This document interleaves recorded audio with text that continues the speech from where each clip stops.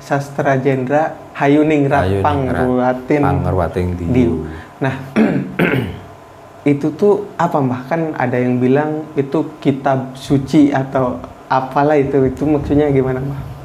Ya kalau dibilang kitab suci, memang itu kitab suci karena sastra. Sastra itu adalah rangkaian dari bahasa. Ya. Cetha artinya jelas. Maka dengan bahasa yang jelas sebenarnya. Karena bahasa sastra Jendra atau sastra Cetha itu nggak berani orang itu mengungkap yang kebenarannya. Tapi kita harus merasakan apa yang dimaksud sastra Jendra atau sastra Cetha. Nah, setelah kita tahu dengan sastra Cetha, sastra Jendra, Hayuningrat, sebenarnya ya dibilang hayu ya hayu karena dari huruf Ho. Ya. Ho itu Tuhan, Yu itu hidup. Jadi tanda hidup manusia itu yaitu tandanya Tuhan. Ya. Hayuningrat. Maka di saat manusia itu sudah tahu bahwa hidup itu hidupnya Tuhan, maka kita diberikan kehidupan yang langgeng.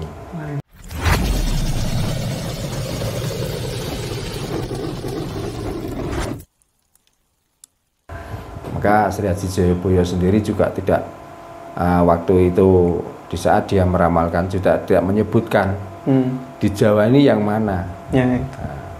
Kalau saya mengoreksinya atau kalau saya sendiri menilainya, ini sudah dibicarakan di Jawa, berarti ya orang-orang Jawa yang meninggalkan budaya Jawa itu yang akan kena musibah seperti apa yang diramalkan oleh Sri Haji Jayabaya. Nah kan tadi Mbah sempat bilang kalau di tahun kembar. Ya. Yang dimaksud tahun kembar itu bagaimana Mbah? Tahun kembar itu kan banyak orang itu yang memperkirakan ya. Apakah yang kembar itu akhirannya, apakah yang kembar itu depannya. Nah di situ yang dinamakan tahun kembar juga tidak dikatakan tahun sekian-sekian, bukan. Di saat nanti di Jawa ini sudah menemui tahun kembar, ya maka tanah Jawa ini akan banyak musibah. Kan cuman itu ramalannya waktu itu. Tapi kita melihat dari dulu ya, tahun 55 akhiran. Ternyata di Nusantara ini juga banyak sekali musibah. Terus di tahun 66 ya juga begitu. Musibah juga luar biasa. Di samping tahun 65 diawali dengan Gestapo atau orang Jawa ngomongnya gestok G30. Itu. Terus tahun 66 pembersihan itu juga musibah yang sangat luar biasa. Lalu lagi tahun 99 juga begitu. Ya, musibah luar biasa, banyak orang yang mati mendadak. Ya. Terus dan seterusnya. Dan yang paling nyolok sekarang tahun 22 ini. Ya, 2022 ini. Ya. Musibah dari alam sendiri, musibah dari para petinggi negara ini. Ya, kejadian-kejadian ini kan sebenarnya sangat luar biasa.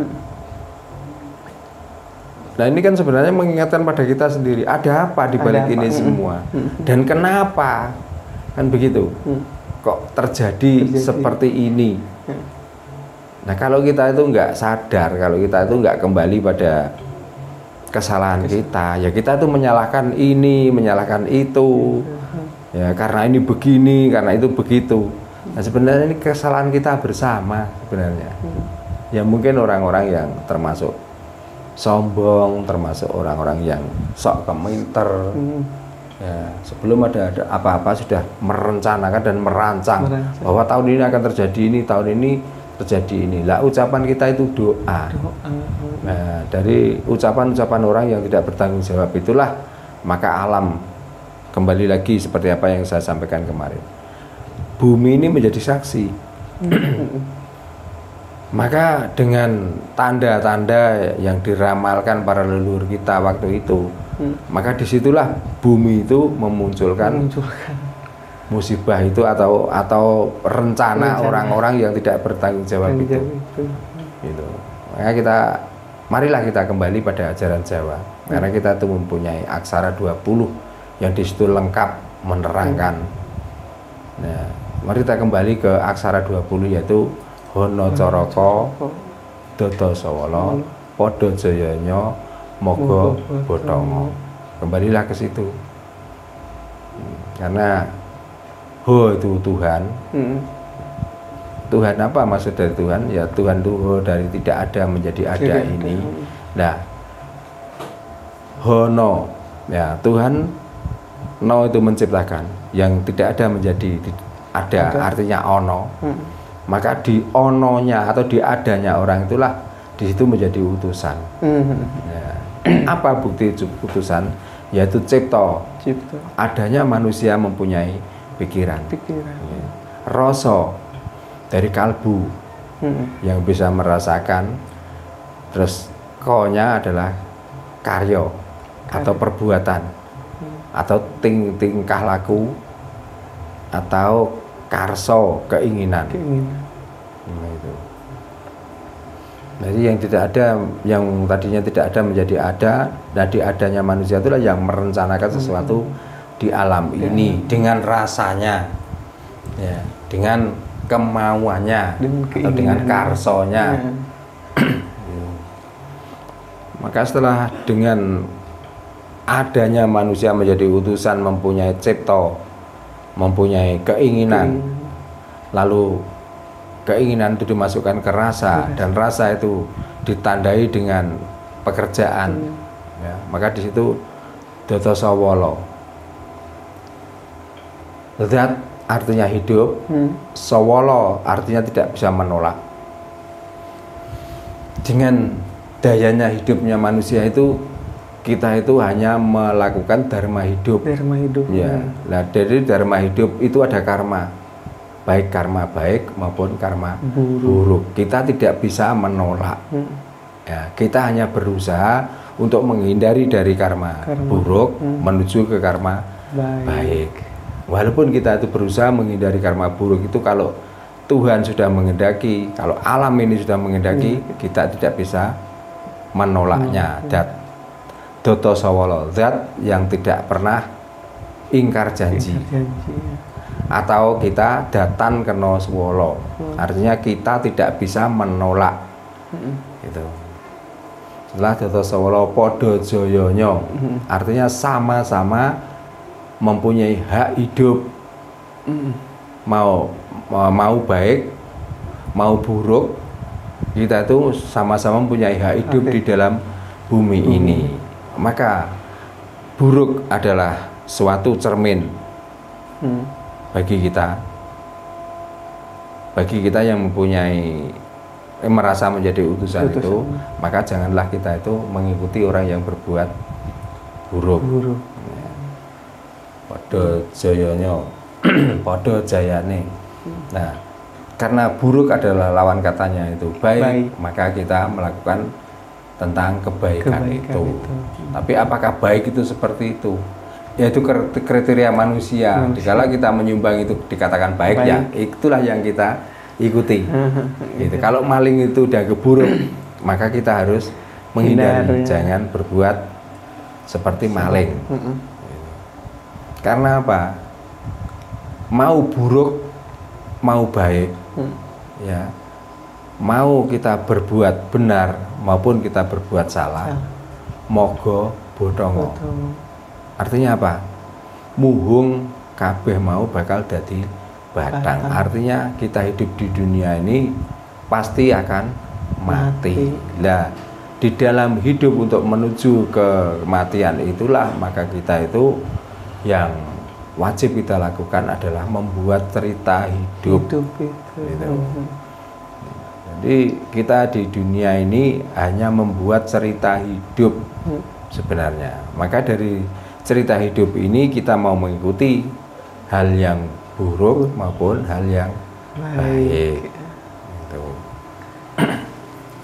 Itu sifat 20 atau aksara Hanacaraka itu ya Mbah. Iya. Nah kalau saya juga kan di Sunda itu ada Hanacaraka, di Bali juga ada kan, Sumatera ada gitu kan Mbah. Nah ketika itu sebelum saya mendengar aksara Hanacaraka itu ada yang menyebutkan sastra jendra Hayuningrat Pangruwating Diu. Nah itu tuh apa Mbah? Kan ada yang bilang itu kitab suci atau apalah itu maksudnya gimana Mbah? Ya kalau dibilang kitab suci, memang itu kitab suci karena sastra. Sastra itu adalah rangkaian dari bahasa. Ya. Cetha artinya jelas. Maka dengan bahasa yang jelas sebenarnya. Karena bahasa sastra jendra atau sastra cetha itu nggak berani orang itu mengungkap yang kebenarannya. Tapi kita harus merasakan apa yang dimaksud sastra jendra atau sastra cetha. Nah, setelah kita tahu dengan sastra cetha, sastra jendra, Hayuningrat, sebenarnya ya dibilang hayu ya hayu karena dari huruf Ho. Ya. Ho itu Tuhan, Yu itu hidup. Jadi tanda hidup manusia itu yaitu tandanya Tuhan. Ya. Hayuningrat. Maka di saat manusia itu sudah tahu bahwa hidup itu hidupnya Tuhan, maka kita diberikan kehidupan yang langgeng. Ya. Pangruwating Diu. Artinya kita itu bisa memahami tentang hidup kita itu sendiri, maka kita bisa membersihkan hidup kita sendiri dan kita akan kembali ke kesucian yang semula. Itu. Jadi sastra jendra bisa, sastra cetha bisa. Nah, apa yang dimaksud sastra cetha? Kalau bahasa orang Jawa sendiri yang dinamakan tapel Adam. Tapel Adam. Ya, lah. Kalau kita sudah masuk tapel Adam, maka disitulah kita harus stop. Tidak boleh dibicarakan sembarangan. Karena di tapel Adam itu ada Adam Makdum. Di dalam Adam Makdum itu ada rumah Magdis, ada rumah Mukdas, dan yang lainnya. Ada rumah Karom, rumah larangan. Gitu. Nah itulah yang dimaksud itu. Jadi dikala kita itu sudah tahu dengan huruf yang sebenarnya jelas itu, masuk pada aksara yang jelas itu, maka kita itu tahu cikal bakal jati diri kita. Ya hanya karena itulah kita itu ada. Maka kita harus mensucikan itu. Ya supaya apa? Supaya kita hidup itu enak dan langgeng. Biar bisa pangruwating diu. Diu itu ya bisa kekuatan, bisa kasampurnan cara kita berpikir, bisa kasampurnan kita berbuat. Nah artinya bisa mengeruat, artinya menghilangkan keburukan menuju ke kebenaran. Itulah. Maka kalau disuruh buka di sini, ya saya sendiri nggak berani. Gitu. Tapi kita harus tahu. Dan mungkin walaupun ini saya tutupi sedikit, mungkin sudah merasakan toh. Berarti oh itu yang dimaksud sastra jendra. Gitu. Jadi jelas. Maka saya membicarakan sastra jendra itu adalah tapel Adam. Tapel Adam itu bibit kawit manusia. Ada. Maka kalau kita sudah tahu bibit kawit kita, maka kita tuh lebih waspada hidup ini. Dengan waspada itu akhirnya menyempurnakan hidup kita itu, hidup yang tidak sembarangan, hidup yang selalu mensucikan dengan sastra jendra itu, supaya bisa meruat atau pangruwating diu. Ya. Berarti ya Mbah, ini sekarang tuh kan tadi Mbah bilang tuh mengandung unsur Adamnya. Yeah. Nah, kan saya tahu nih dari medis Dan dari keterangan itu Hawa diciptakan dari tulang rusuk Adam. Tulang rusuk Adam, ya. Nah, ketika bayi lahir, sebelum bayi lahir itu menangis kan tidak boleh memutus ari-arinya, tali pusarnya. Ya. Kan itu penghidupannya masih di tali pusar. Ya. Namun ketika suka ada tuh si perawat itu menyolokkan ke hidungnya gitu, supaya ada udara masuk. Nah, ketika udara masuk itu dianalogikan si tulang rusuknya itu kayak balon gitu, kayak ditiupkan sesuatu gitu yang sangat luar biasa. Nah, setelah itu baru boleh dipotong ari-ari.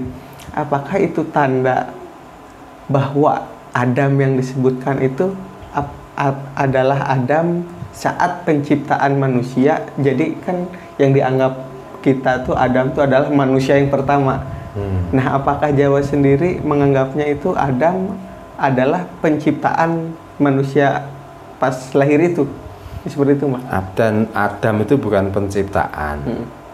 Tapi Adam itu adalah suatu tanda dari situlah kita itu diciptakan. Gitu loh. Kalau penciptaannya juga langsung dari Gusti Ingkang Maha Agung. Cuman Adam lah yang menjadi perantara untuk si bayi. Kalau sudah masuk ke tentang Adam dan Hawa, itu kan juga penemuan manusia. Jadi dikala kita itu berpikir yang sudah tidak nyampe, sudah mentok. Ya sudahlah kita mengambil cerita dari Adam dan Hawa. Karena Hawa diciptakan dari tulang rusuk. Ya sudah. Kalau pemahamannya sampai situ ya sudah. Silahkan. Tapi kalau yang dimaksud dengan Adam Makdum, kita itu harus mencari yang sesungguhnya. Yang sesungguhnya yaitu di mana? Ya di sastra Jendra yang menjadi Hayu Ningrat sehingga menjadi Pangerwating Diyu itu. Gitu. Kalau kita putus sampai di situ karena keyakinan, daripada nanti kita mencari lagi lebih pusing lagi, ya sudah mentok sampai situ aja. Jadi leluhur kita, mbah buyut kita adalah Adam dan Hawa. Sudah. Kalau sudah mantap di situ ya sudah, di situ aja, nggak usah. Nah, kalau begitu bapaknya Adam siapa? Nanti tanyakan begitu. Ya malah ruwet lagi. Ya. Lalu waktu itu Adam tiba-tiba dewasa, terus tiba-tiba karena makan buah koldi, terus diturunkan di dunia, diusir dari surga. Ya. Nah, apakah bapaknya nggak mencari nanti gitu malah susah. Nah, makanya daripada kita ke situ yang kita nggak paham banget, ya memberikan cukup dari situ bahwa nenek moyang kita adalah Adam. Cukup. Tapi kalau orang Jawa nggak begitu. Orang Jawa itu sampai tahu sebenarnya apa yang dimaksud Adam dan apa yang dimaksud Hawa. Itu. Nah, bahkan tadi saya bilang soalnya kan lihat dari medis juga gitu kan. Sebelum kalau medis itu penemuan medis cara untuk menolong bayi. Itu begitu. Nah, itu sesuai dengan analisa atau sesuai dengan uji klinisnya. Dengan seperti itu ya monggo. Wong itu hanya untuk menolong supaya bayi itu sehat. Hidup dan terpenuhi oksigennya yang ada di tubuhnya. Nah, kan saya sempat tuh pas pertemuan yang lalu-lalu, kuncinya hidup itu ada di napas gitu kan. Nah, apakah itu suatu bukti gitu kan, Mbah? Ketika sebelum bayi menangis jangan dipotong ari-arinya, tapi ketika udara masuk boleh dipotong dan bayi itu sudah katakanlah sudah mengenal dunia ini. Nah, apakah itu bukti nyata bahwa energi dari napas itu tuh bisa dibilang hu-nya itu, Mas? Nah, ya sekarang kita yakini nggak kita yakini, kita mulai umur 7 hari diberi nama, saya termasuk. Ya. Mulai saya diberi nama Ragil Sudarno. Sampai saat ini apa tuh yang menghidupi saya? Kan jelas dari napas itu. Dan di dalam bahasa agama pun juga begitu. Kenalilah dirimu. Karena man arofa nafsahu, artinya kenalilah dirimu, atau nafs itu artinya manusia bisa atau nafas itu juga bisa. Maka kamu akan mengenali fakot arofa robahu. Maka kamu akan juga mengenali Tuhanmu. Gitu. Jadi kita itu kalau apa ya, tidak percaya dengan nafas kita, kita hidup itu karena Tuhan. Nah, Tuhan yang mana? Itu gitu loh. Kalau ya semua orang itu percaya Tuhan bahwa kita itu ada, itu diciptakan. Ya. Tapi diciptakannya itu apakah kita bentuk manusia ini, apakah karena kita itu bernapas itu yang dinamakan hidup. Dan nama saya langgeng sampai sekarang itu karena juga napas, karena napas ini masih ada di dalam diriku. Kalau napas ini sudah hilang, pasti saya dipanggilnya ditambahi gelar arwah atau almarhum. Nah, dari kata almarhum yang terakhir juga hum atau hu atau napas. Orang yang ketinggalan atau kehilangan napas, maka dia sudah artinya mati ya, meninggal itu. Atau kalau orang Jawa itu ruwah juga yang akhirnya juga hu lagi, juga napas lagi. Maka kita termasuk menjadi arwah. Arwah itu artinya pelungsungan atau wadah dari roh atau napas itu. Gitu loh. Itu makanya Tuhan itu dinamai Allah. Dari kata Allah yang akhirannya juga nafas, juga hu.